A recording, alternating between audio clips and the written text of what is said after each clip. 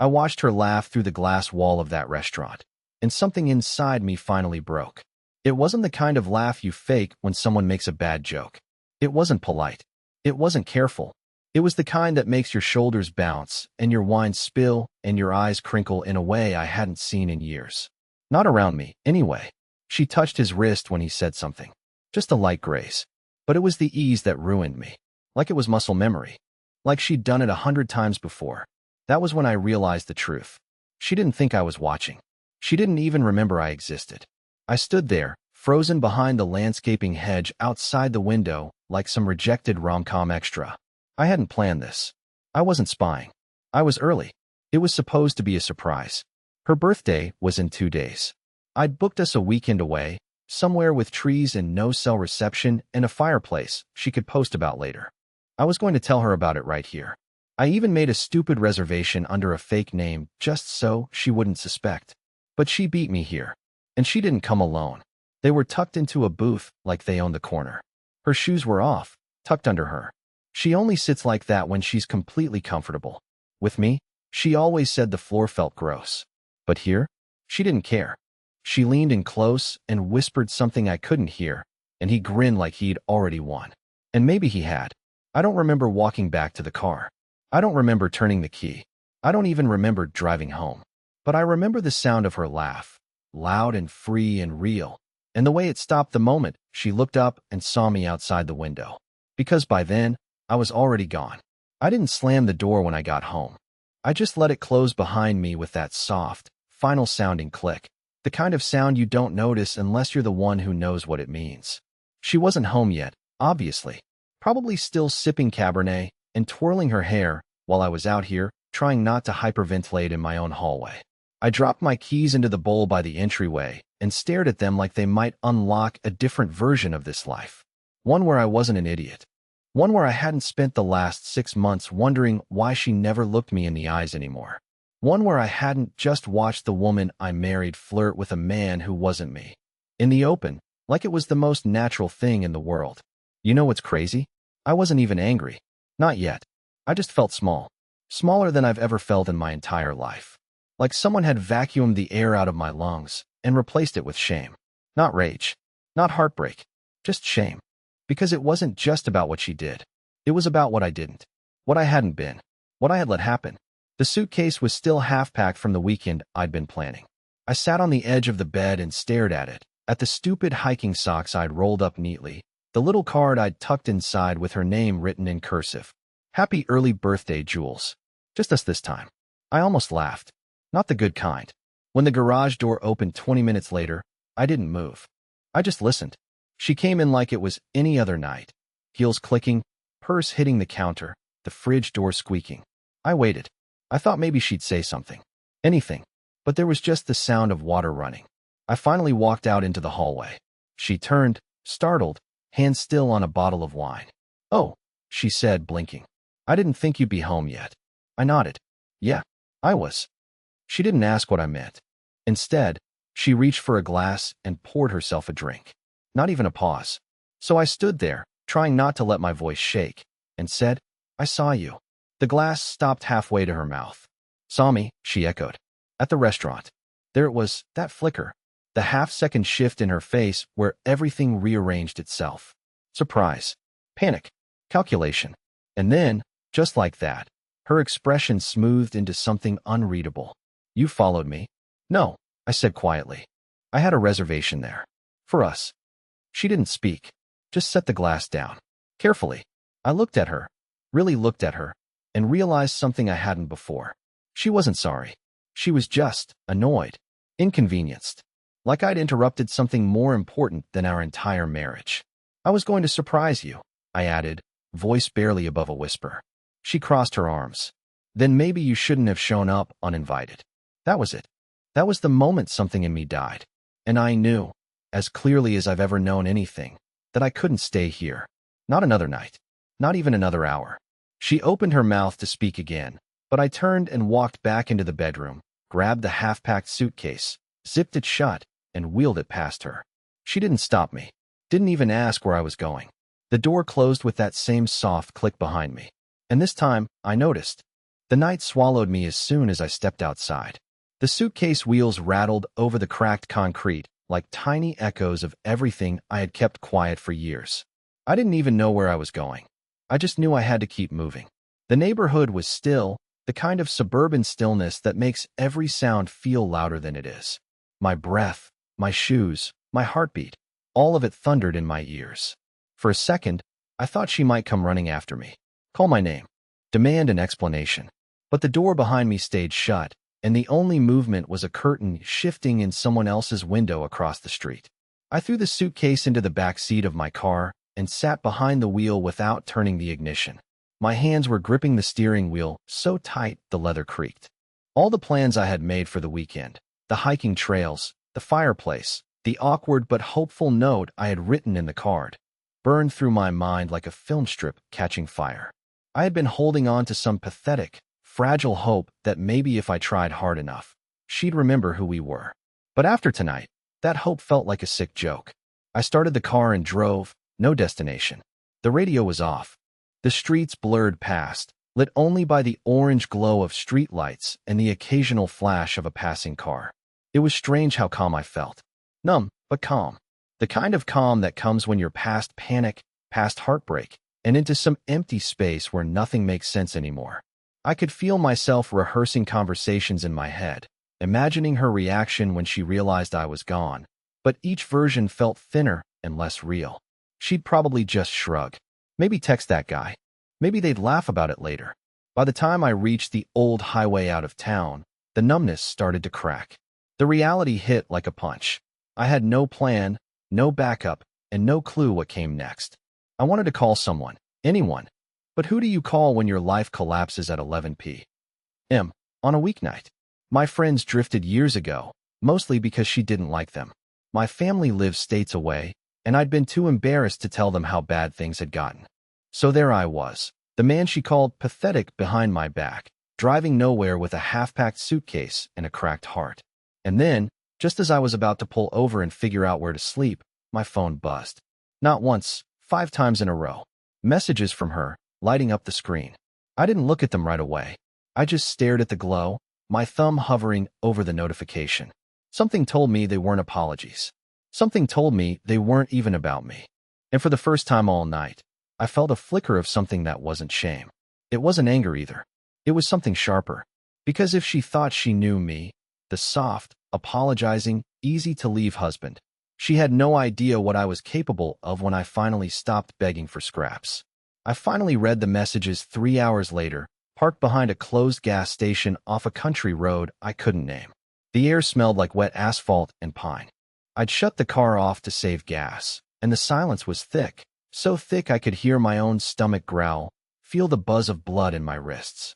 The screen was still lit up when I tapped it, her name at the top, Juliet.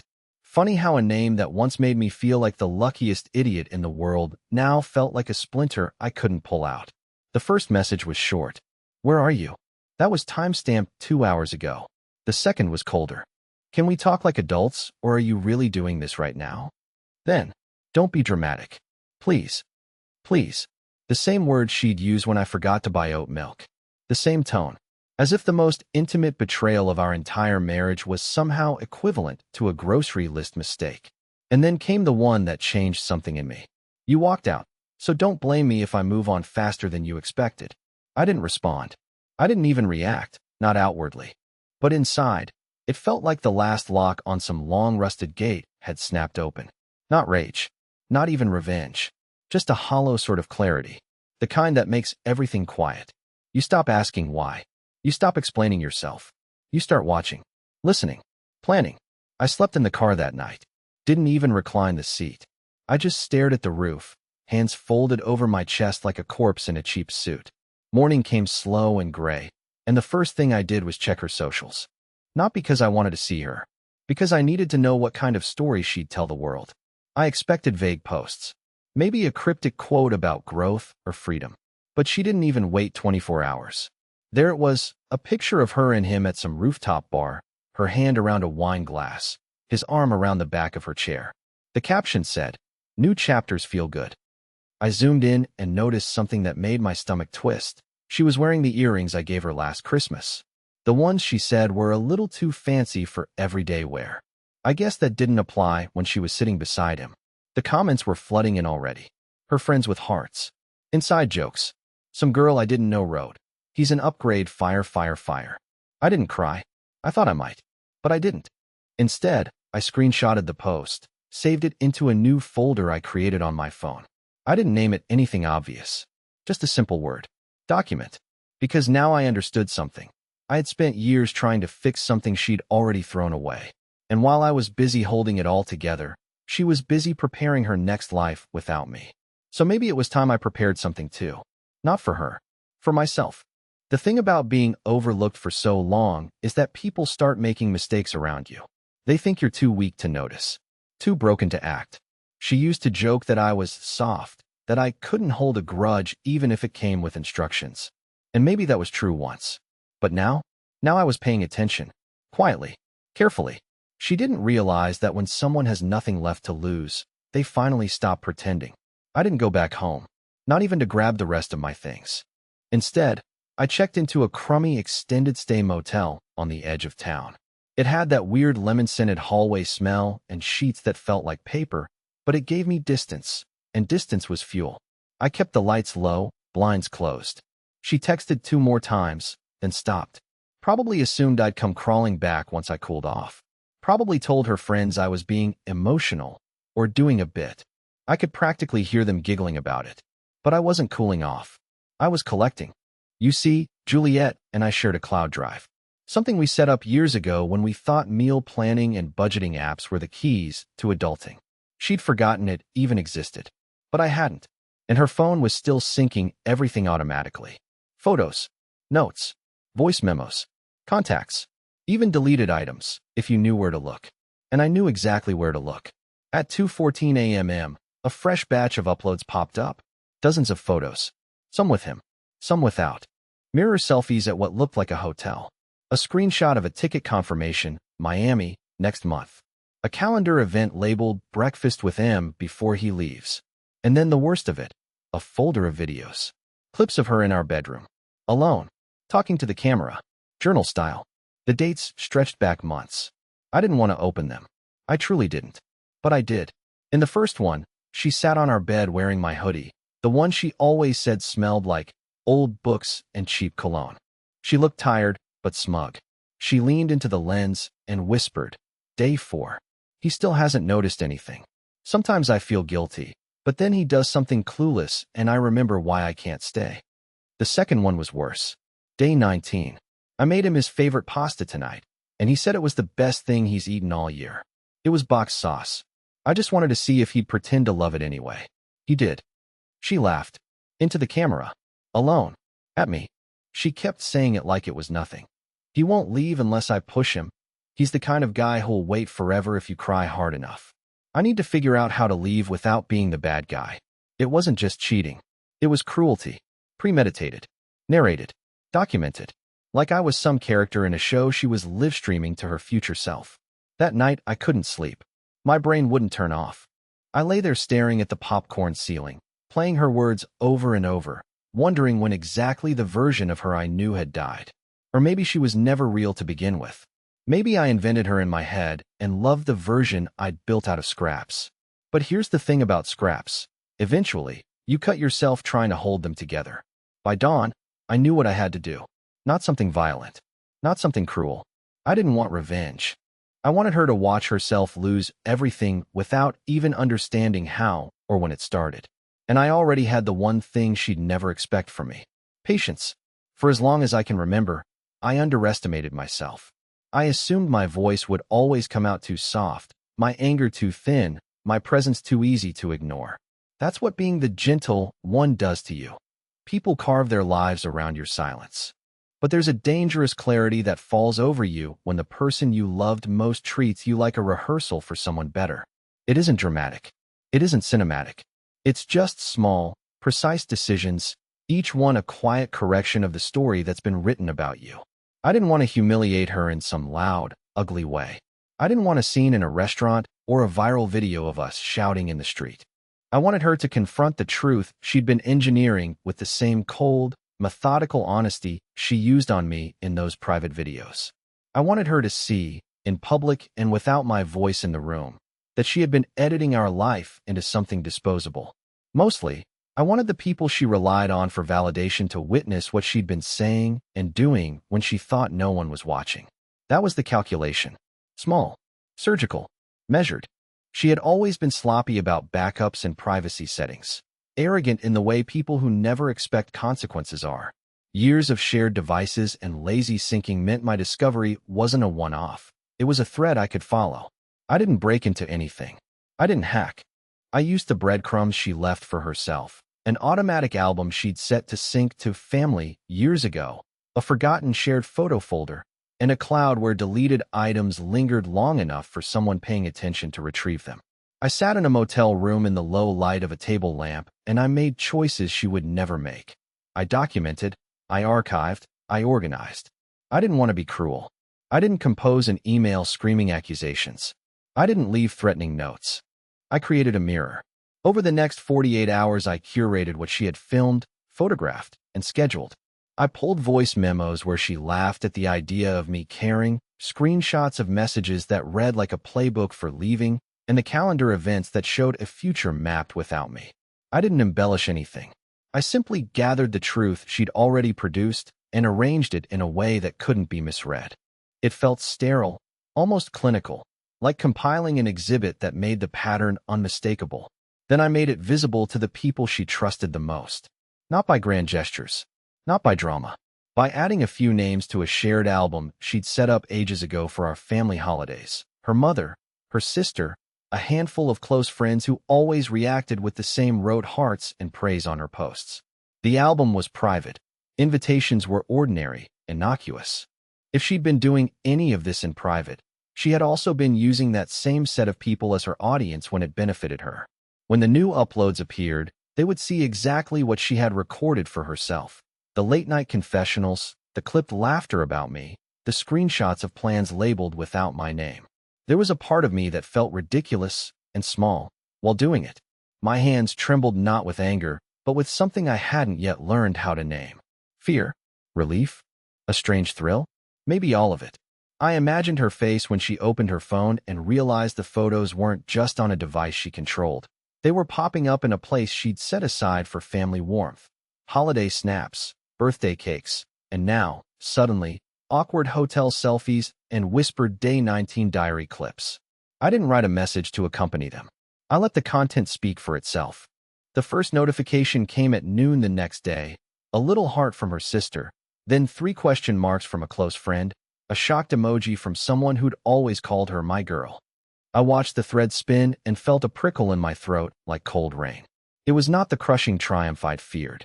It was a weird, sober astonishment, watching the bubble she'd been inflating deflate because the people inside were finally seeing the hole at its center. Juliet called me that night. I let it ring. It went to voicemail. Her voice was small on the recording. No bravado now. Only confusion, then a quick flurry of anger, then pleading. She sounded untethered, like someone who'd stepped off a curb into traffic and suddenly realized the cars weren't going to stop. She accused me of betrayal, of being vengeful, of ruining her life. She asked why. She said my name like an accusation. I sat there with the phone on speaker, listening to the tone she used when she wanted to make me feel small, except the roles had shifted. For the first time in a long time, there was a pause between her sentences, an unclear gap where the people on the other end of her messages were asking questions and someone else was answering. Not me, not with words, with what she had already done. The funniest and saddest thing about being underestimated is how quietly it teaches you to act.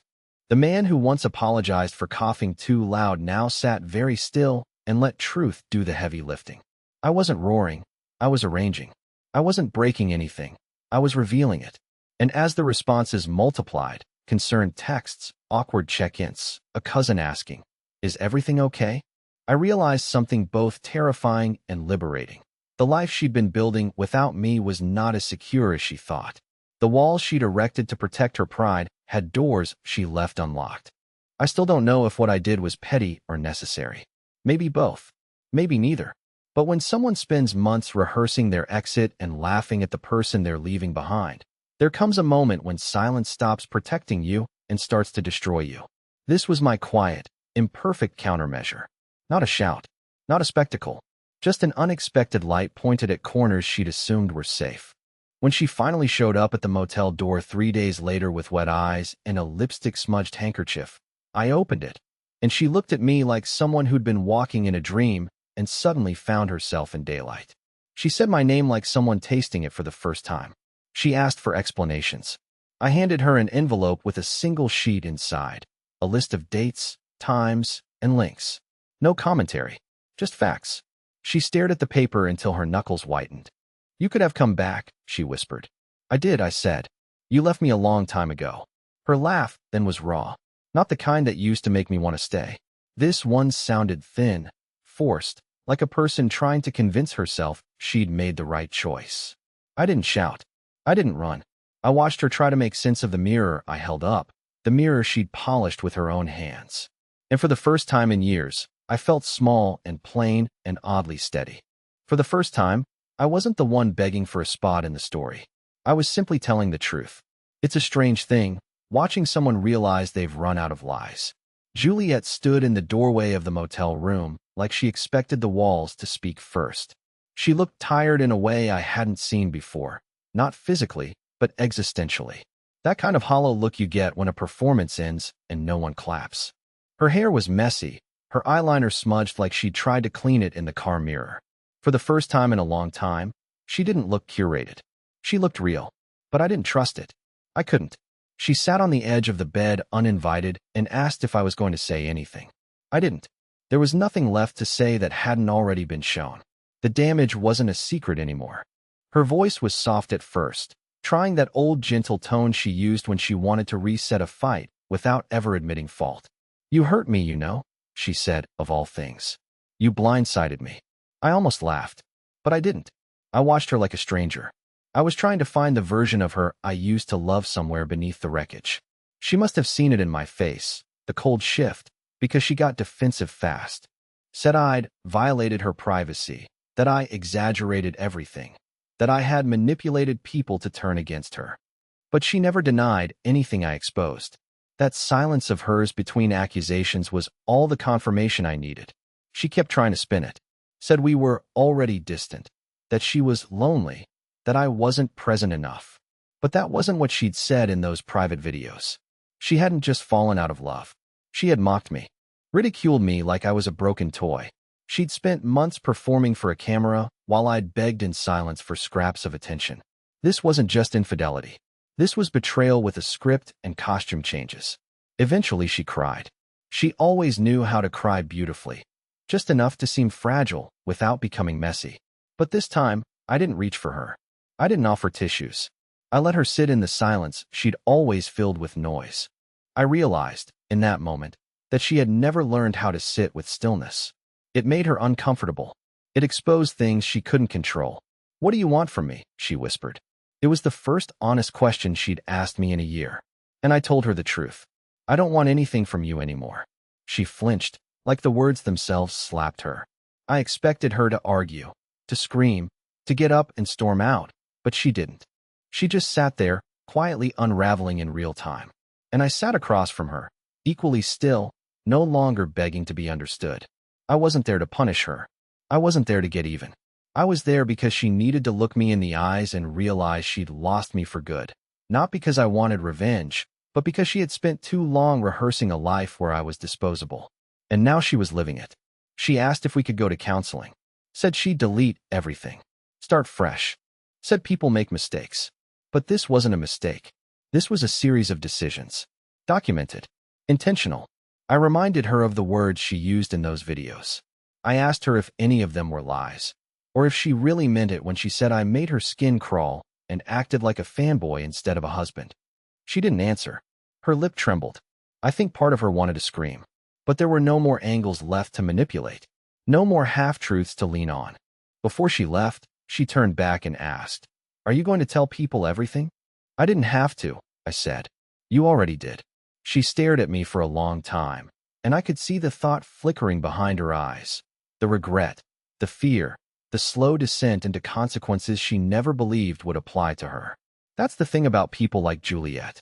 They think the truth is just another version of the story they can reshape if they smile right or cry on cue. But I wasn't writing her script anymore. I was just letting her read it. I didn't go back to the house. Not to pack. Not to check the mailbox. Not even to grab the hoodie she always stole from me on cold mornings. I didn't need anything from that place anymore. I'd already left long before I walked out that door. I just didn't realize it at the time. I changed my number 2 days after she left the motel. I sent a single email to our landlord, a polite notice of departure. I let her figure out the lease, the utilities, the mess of her own making.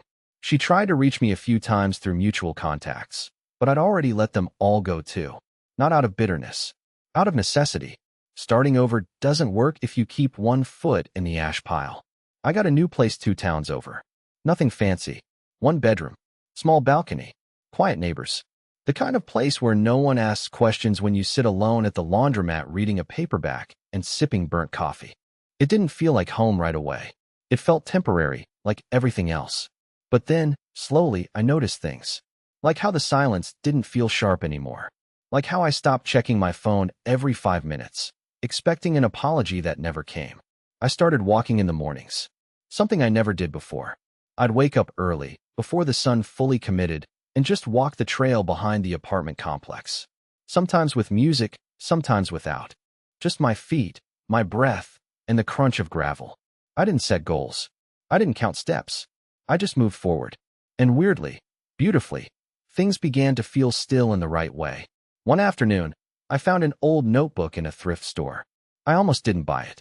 It was one of those faux leather journals, the kind that looks like it belongs to someone more poetic than me. But something about it felt like permission. I took it home and wrote on the first page in shaky pen. Not everything broken stays broken.